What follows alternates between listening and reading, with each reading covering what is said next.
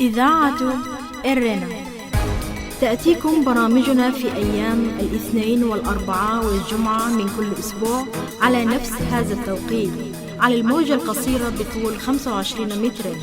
كما يمكنكم متابعة بثنا على القمر الصناعي نايل سات على التردد 11678 على الاستقطاب الرأسي. إذاعة إرنا الدولية إذاعة إريترية مستقلة يشرف عليها صحفيون إريتريون مستقلون، ويأتيكم بثها من باريس. مستمعي الكرام ومستمعات الكريمات، طبتم وطابت أوقاتكم أينما كنتم وحيثما يوصلكم بثنا لهذا اليوم الأربعاء الموافق 30 من أكتوبر عام 2024. كالمعتاد دائما وأبدا مستمعي الكرام، نبتدئ البرنامج العربي بنشرة الأخبار. بعد ذلك تتابعون حلقة جديدة من برنامج إفريقيا في الإعلام العربي، والتي نستعرض لكم فيها اليوم الجزء الأول من ورقة بحثية أعدها الكاتب والباحث ربيع محمد محمود بعنوان صراع النفوذ المصري الأثيوبي وانعكاساته على بنية استقرار النسق الإقليمي، والذي نشره موقع قراءات إفريقية في 28 من أكتوبر الجاري، على أن نستكمل وإياكم الجزء الثاني والأخير في حلقة الأسبوع القادم بمشيئة الله. وقتا طيبا نرجوه لكم مستمعي الكرام مع متابعة فقرات برامجنا لهذا اليوم.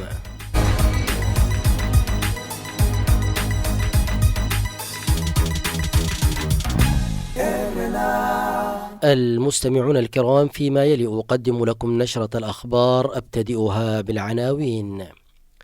المنتخب الإريتري ينسحب من المشاركة في تصفيات إفريقيا 2025.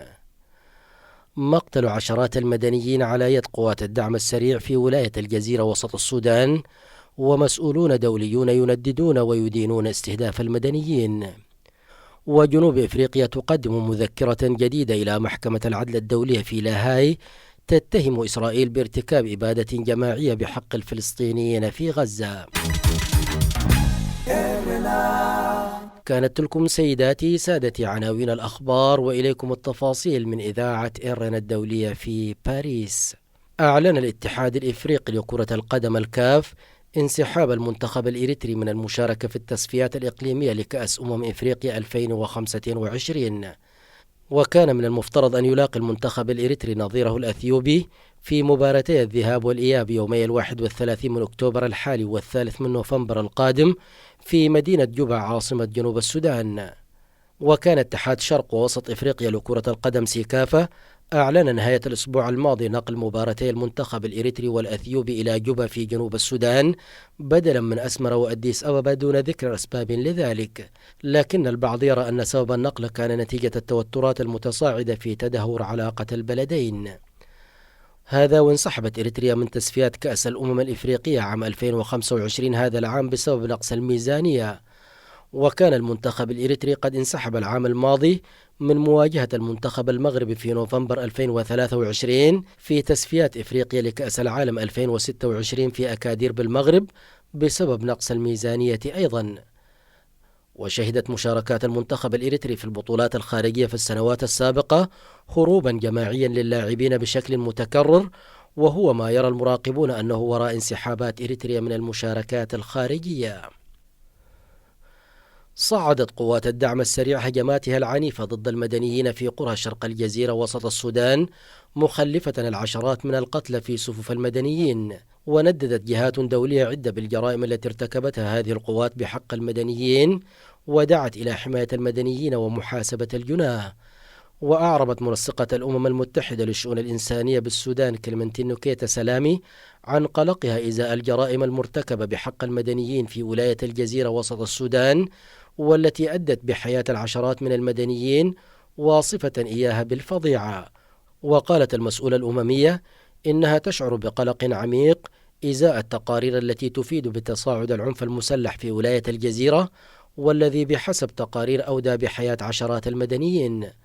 وأضاف السلام في بيان بأن التقارير الأولية الصادرة بين 20 و25 من أكتوبر الجاري تشير إلى أن قوات الدعم السريع شنت هجوما كبيرا على مناطق شرقي الجزيرة، وأن مقاتلي قوات الدعم السريع أطلقوا النار على المدنيين دون تمييز، وارتكبوا أعمال عنف جنسي ضد النساء والفتيات، ونهبوا الأسواق والمنازل على نطاق واسع، وأحرقوا المزارع.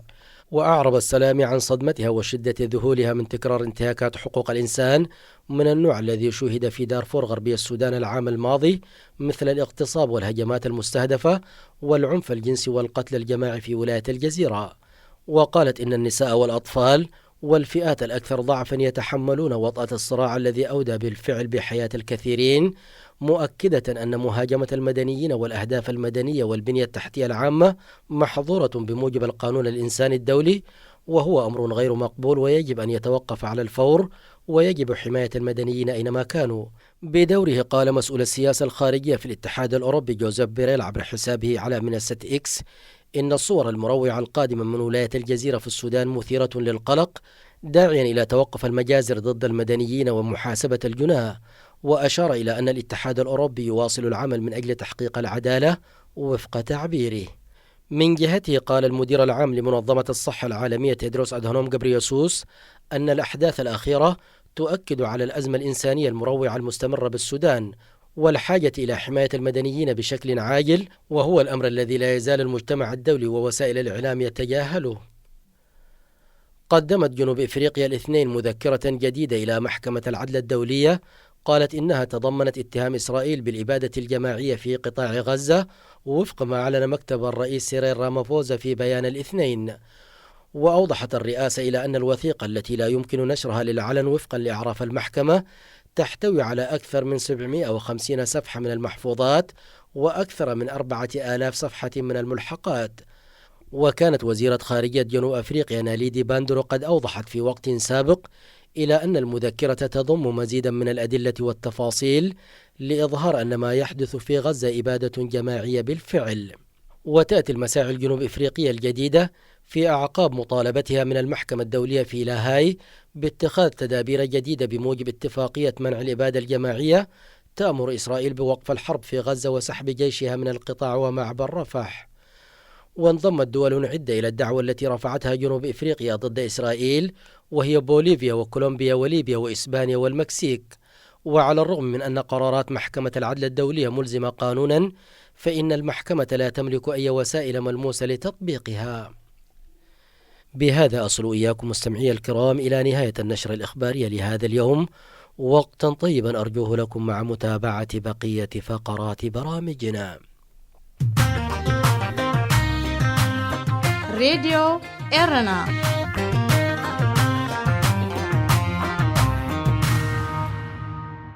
مستمعي الكرام ومستمعات الكريمات، كما أشرنا في بداية البرنامج، تتابعون فيما يلي حلقة جديدة من برنامج إفريقيا في الإعلام العربي، والتي نستعرض لكم فيها الجزء الأول من ورقة بحثية للباحث في الشؤون الإفريقية ربيع محمد محمود، والتي نشرتها مجلة قراءات إفريقية على موقعها الإلكتروني في 28 من أكتوبر الجاري بعنوان صراع النفوذ المصري الأثيوبي وانعكاساته على بنية استقرار النسق الإقليمي، في إشارة إلى قمة أسمر الأخيرة واتفاقية عنتيب لدول حوض النيل الموقع عام 2010. نتابع سويا. إذاعة إيرينا، صوت مستقل لإريتريا. التحية لكم مجددا مستمعي الكرام ومستمعات الكريمات، متابعي ومتابعات برنامج إفريقيا في الإعلام العربي. لا يزال الصراع حول المياه في القرن الإفريقي يشغل حيزا كبيرا في وسائل الإعلام المختلفة المعنية بالمنطقة، حيث ما زالت الوسائل الإعلامية تصب جل تركيزها واهتمامها في متابعة ورصد أحداثه المتتالية وتطوراته المتسارعة بين دول المنطقة، والمآلات التي تفضي إليها هذه التحركات وآثارها على المنطقة ودول الإقليم برمته. حول هذا الموضوع مستمعي الكرام ومستمعات الكريمات، نقدم لكم في حلقة اليوم الجزء الأول من الورقة البحثية التي نشرتها مجلة قراءات إفريقية على موقعها الإلكتروني في 28 من أكتوبر الحالي بعنوان صراع النفوذ المصري الأثيوبي وانعكاساته على بنية واستقرار النسق الإقليمي، للباحث المتخصص في الشؤون الإفريقية ربيع محمد محمود، على أن نستكمل وإياكم الجزء الثاني والأخير منه في حلقة الأسبوع القادم بمشيئة الله. يستهل ربيع محمد محمود المقال بمقدمة يقول فيها: بوتيرة متسارعة يشهد إقليم القرن الإفريقي وحوض النيل إعادة صياغة علاقات وتكتلات إقليمية ترتبط إجمالا بقضايا وأزمات متشابكة أمنيا وجيوسياسيا على غرار الموانئ البحرية والأمن المائي وسيادة الدول، والتي باتت تهدد بنية واستقرار النسق الإقليمي. ويعد التقارب المصري الصومالي الإريتري الأخير إلى جانب اتفاقية الإطار التعاوني لحوض النيل المعروفة باتفاقية عنتيب التي تتزعمها أثيوبيا أحدث صياغة التكتلات الإقليمية الناشئة وجزءا من ديناميات إقليمية أكثر تشابكا وتعقيدا تهدف إلى إعادة تشكيل موازين القوى في القرن الإفريقي وحوض النيل. وفي 10 أكتوبر الجاري اجتمع الرئيس الصومالي عبد الفتاح السيسي ونظيراه الصومالي حسن شيخ محمود والإريتري أسياس أفورقي في قمة ثلاثية بالعاصمة أسمرة، وكان من أبرز مخرجات القمة والتي حملت رسائل مباشرة إلى أثيوبيا الاتفاق على التعاون الاستراتيجي في كافة المجالات، مع التعهد بمساعدة الصومال في مواجهة التحديات المختلفة وتمكين الجيش الصومالي من مواجهة الإرهاب وحماية حدوده البرية والبحرية والحفاظ على سلامة أراضيه. وبعد 3 أيام من قمة أسمرة دخلت اتفاقية عنتيب حيز التنفيذ بشكل رسمي في 13 أكتوبر الجاري. وفي حين رحبت أثيوبيا بدخول الاتفاقية حيز التنفيذ، أكدت مصر والسودان أن الاتفاقية غير ملزمة لأي منهما لمخالفتها مبادئ القانون الدولي، إلى جانب تشديد مصر على أن الحفاظ على نهر النيل مسألة وجودية. وتفرض اتفاقية عنتيب التي أبرمت في عام 2010 إطارا قانونيا لحل الخلافات والنزاعات، وتنهي الحصص التاريخية لمصر والسودان، وتفرض إعادة تقسيم المياه، وتسمح لدول المنبع بإنشاء مشروعات مائية دون التوافق مع دول المصب، وهو ما ترفضه القاهرة والخرطوم. وفي ضوء امتداد وترابط إقليمي القرن الإفريقي وحوض النيل جغرافيا وجيوسياسيا، تجادل هذه الورقة بوجود علاقة تربط بين تأطير قمة أسمرة كأحد مخرجات التقارب المصري الصومالي الإريتري ودخول اتفاقية عنتيب حيز التنفيذ بصراع مصري أثيوبي على المصالح والمكانة والنفوذ الإقليمي. وتأسيسا على هذه الفرضية، تسعى الورقة إلى تقديم قراءة في دوافع التقارب المصري الصومالي الإريتري ومدى ارتباطه بأثيوبيا وسياساتها وتوجهاتها الأخيرة في المنطقة. علاوة على ذلك، تكتشف الورقة عواقب المنافسة الجيوسياسية على مسائل السيادة البحرية والأمن المائي وما يتصل بها من ديناميات القوى في القرن الإفريقي وحوض النيل، وذلك بالتركيز على مصر وأثيوبيا بالنظر إلى مكانتهما الإقليمية كأبرز قوتين فاعليتين لديهما اختلافات على مستوى القيم والمصالح. ما زلتم مستمعي الكرام ومستمعات الكريمات تتابعون الجزء الأول من موضوع صراع النفوذ المصري الأثيوبي وانعكاساته على بنية واستقرار النسق الإقليمي، وذلك ضمن حلقة جديدة من برنامج إفريقيا في الإعلام العربي. فاصل قصير ونعود إليكم، فابقوا معنا. راديو إيرنا راديو إيرنا كاب كتما باريس محلالف لإرتوارن غازيتنياتا زدالو نتا راديو.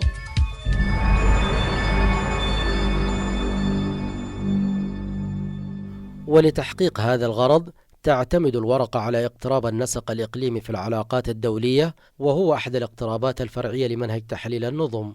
وهذا الاقتراب يقوم على أن السياسة الدولية تنشأ وتتطور في إطار نسق دولي إقليمي معين، وتنطلق من 4 عناصر رئيسية هي الوحدات والبنيان والمؤسسات والعمليات. ويقصد بالوحدات الفاعلين الدوليين فاعل أو أكثر على غرار الدول والمنظمات الدولية والحركات المسلحة والإثنية وغيرها، والتي تتفاعل داخل نسق كلي عادة ما ينطوي على أنساق فرعية متفاعلة مع بعضها البعض.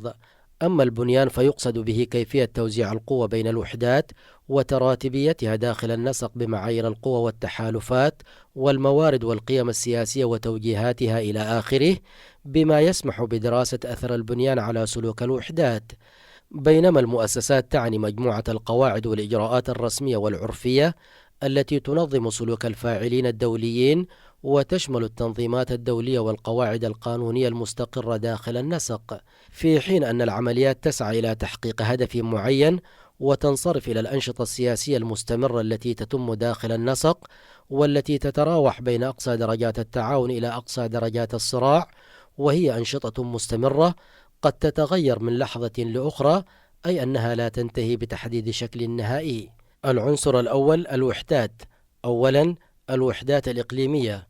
تتباين حدود وطبيعة الدور الذي تقوم به الأطراف السياسية الرئيسية والهامشية في إشكاليتي السيادة البحرية والأمن المائي، اللتين يتمحور حولهما بشكل رئيسي تكتلا قمة أسمر واتفاقية عنتيبي. 1. أثيوبيا. بادرت أثيوبيا بتحريك ملفي المياه والسيادة البحرية إلى سلم أولويات الأمن الإقليمي، ما أثار بدوره تهديدات متبادلة بالتصعيد العسكري، بداية من تدشين سد النهضة على النيل الأزرق عام 2011 وحتى وصول مفاوضاته بين مصر والسودان وأثيوبيا إلى طريق مسدود، وكذا ما يتعلق بالاستدعاء المتكرر للمطالبات الإقليمية التاريخية في الموانئ البحرية، سواء في إريتريا أو أزمة مذكرة المنفذ البحري للأغراض التجارية والعسكرية مع إقليم أرض الصومال الانفصالي. ثانيا، مصر. دفعت مساعي وسلوك حكومة أبي أحمد الرامية للتوسع في القرن الإفريقي مصر إلى الانخراط في أزمة المنفذ البحري، وذلك باعتبارها صاحبة مصلحة مباشرة في نهر النيل وتأثرها بسد النهضة من جهة، ومن جهة أخرى اعتبار القاهرة وجود قوة أثيوبية بحرية على ساحل البحر الأحمر يمثل تهديدا لمصالحها الوطنية. ثالثا، إريتريا. تعد إريتريا فاعلا رئيسيا في منطقة القرن الإفريقي بالنظر إلى موقعها الجيوستراتيجي على البحر الأحمر والرواسب التاريخية والثقافية المشتركة مع جيرانها خاصة أثيوبيا، وقد زاد نشاطها الدبلوماسي في الإقليم منذ تطبيع العلاقات مع أثيوبيا عام 2018، والذي أنهى نحو عقدين من حالة لا حرب ولا سلم بين البلدين، وأعاد استقرارا إقليميا لكنه لم يدم طويلا. ثالثا، الصومال. في ضوء توتر علاقاته مع أثيوبيا بعد اتخاذ الأخير خطوات اعتبرتها الحكومة الصومالية تعديا على سلامة وسيادة أراضيها، عزز الصومال من تقاربه مع مصر وإريتريا، إلى جانب اتخاذه قرارا بعدم مشاركة القوات الأثيوبية في بعثة الاتحاد الإفريقي لدعم الصومال القادمة، ما لم تنسحب أثيوبيا من مذكرة التفاهم مع إقليم أرض الصومال الانفصالي. خامسا، جيبوتي.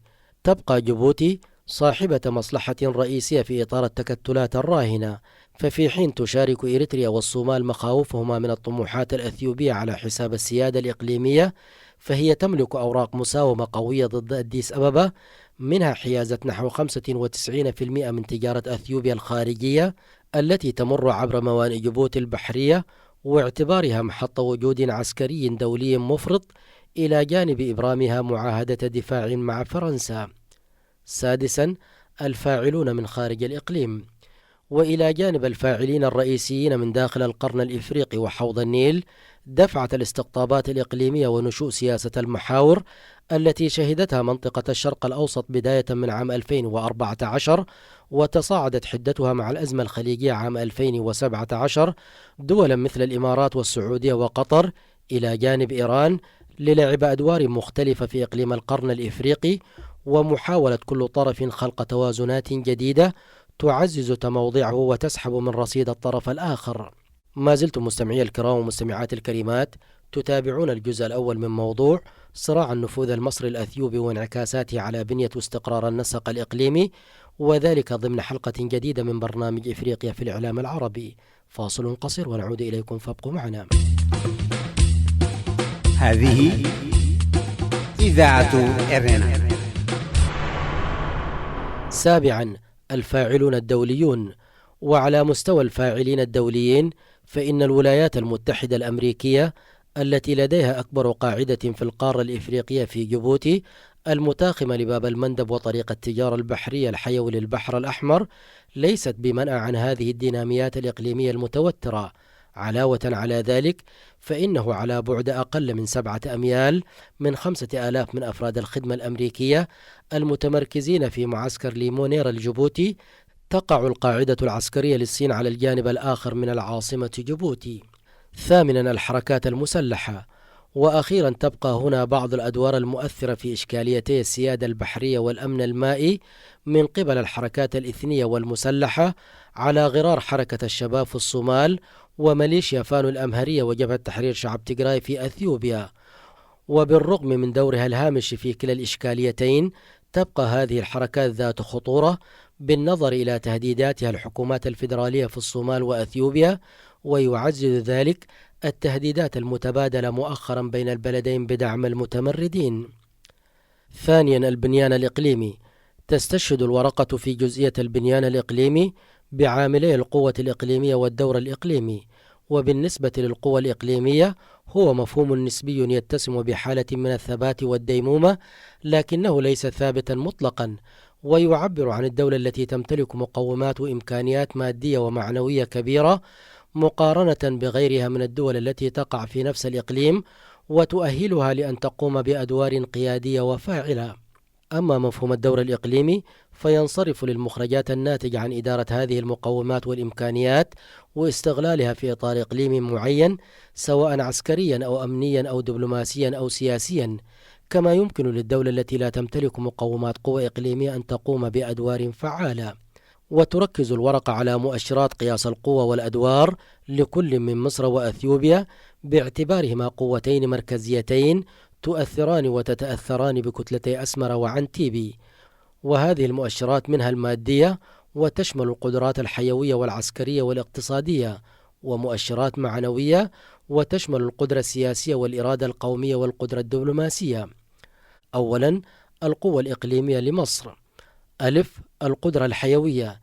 تبلغ مساحة مصر ما يزيد قليلا عن 2 كيلومتر مربع، واقترب عدد سكانها وفق تقديرات دولية لعام 2024 من 110 ملايين نسمة، وهي ذات موقع جيوستراتيجي مميز يربط قارات العالم القديم إفريقيا وآسيا وأوروبا، ولديها سواحل ممتدة على البحرين الأحمر والمتوسط، وتمتلك ثروات طبيعية أهمها النفط والغاز، إلى جانب نهر النيل وقناة السويس التي تربط البحر الأحمر بالبحر الأبيض المتوسط، والتي تأثرت حركة مرور التجارة الدولية عبرها بفعل الاضطرابات الأمنية الأخيرة في مضيق باب المندب والبحر الأحمر.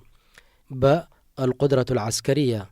ووفقا لآخر تصنيف صادر عن مؤسسة جلوبال فاير باور لعام 2024 احتل الجيش المصري المرتبة 15 من بين 145 دولة بعدد أفراد يقدر بحوالي 440 ألف في الخدمة الفعلية و480 ألف في قوات الاحتياط. وفي سلاح الجو تملك أكثر من 1080 طائرة حربية متنوعة، بينها 238 مقاتلة و88 طائرة هجومية و59 طائرة شحن عسكري، إضافة إلى 346 طائرة تدريب و338 مروحية عسكرية. أما أسطولها البحري فيضم قرابة 140 قطعة بحرية، منها 8 غواصات، إضافة إلى 42 سفينة دورية و13 فرقاطة و7 طرادات و23 سفينة متخصصة بالألغام وحاملتي مروحيات، إلى جانب أكثر من 4500 دبابة و11,000 مدرعة و1165 مدفعا ذاتي الحركة وأكثر من 2200 مدفع ميداني، إضافة إلى 1235 راجمة صواريخ. جيم، القدرة الاقتصادية. وفقا لأحدث بيانات البنك الدولي لعام 2023 بلغ حجم الناتج المحلي الإجمالي لمصر نحو 396 مليار دولار، ومتوسط دخل الفرد نحو 3500 دولار، ويحصل جميع سكانها على الكهرباء. د، القدرة المعنوية. وفقا لمؤشرات الدول الهشة جاءت مصر في عام 2024 في المرتبة 44 من بين 178 دولة بمعدل 82.8 ضمن منطقة التحذير العالي هاي وورنينج. ما زلتم مستمعي الكرام ومستمعات الكريمات تتابعون الجزء الأول من موضوع صراع النفوذ المصري الأثيوبي وانعكاساته على بنية استقرار النسق الإقليمي، وذلك ضمن حلقة جديدة من برنامج إفريقيا في الإعلام العربي. فاصل قصير ونعود إليكم، فابقوا معنا. إذاعة إرينا، صوت مستقل لإريتريا. ثانيا، القوة الإقليمية لأثيوبيا. ألف، القدرة الحيوية. تبلغ مساحة أثيوبيا نحو 1,100,000 كيلومتر مربع، ويقدر البنك الدولي عدد سكانها لعام 2023 بنحو 126 مليون نسمة، وهي دولة حبيسة لا تطل على سواحل بحرية منذ استقلال إريتريا عام 1993، وتعد منبعا لعدد من الأنهار العابرة للحدود، وأهمها النيل الأزرق الرافد الرئيسي لنهر النيل بالنسبة لمصر، وتستضيف مقر الاتحاد الإفريقي واللجنة الاقتصادية لإفريقيا التابعة للأمم المتحدة، وهي دولة غنية بالتنوع الثقافي والديني، وفي الوقت ذاته تعاني بشدة من الانقسامات الإثنية والصراعات المسلحة. القدرة العسكرية. وفق تصنيف جلوبال فاير باور لعام 2024 فقد احتل الجيش الأثيوبي المرتبة 49 من بين 145 دولة، بعدد أفراد يقدر بحوالي 162 ألفا في الخدمة الفعلية، ولا تملك جنود احتياط، إلى جانب 680 دبابة وحوالي 10,000 مركبة و65 مدفع ذاتي الحركة و648 مدفعا مدنيا و79 راجم الصواريخ، ولديها 91 طائرة حربية متنوعة بينها 23 مقاتلة و10 طائرات شحن عسكري، إضافة إلى 27 طائرة تدريب و31 مروحية عسكرية، في حين لا تملك مقاتلات هجومية أو أسطول بحري. القدرة الاقتصادية. وفقا لبيانات البنك الدولي لعام 2023 بلغ حجم الناتج المحلي الإجمالي لأثيوبيا 164 مليار دولار، ومتوسط دخل الفرد 1294 دولار، في حين يعاني حوالي نصف سكانها من عدم الحصول على الكهرباء. القدرة المعنوية. وفقا لمؤشر الدول الهشة احتلت أثيوبيا المرتبة 12 عام 2024 من بين 178 دولة بمعدل 98.1 ضمن منطقة الإنذار المرتفع هاي أليرت. وترجح مؤشرات قياس القوى الإقليمية كفة مصر بفارق شاسع عن أثيوبيا.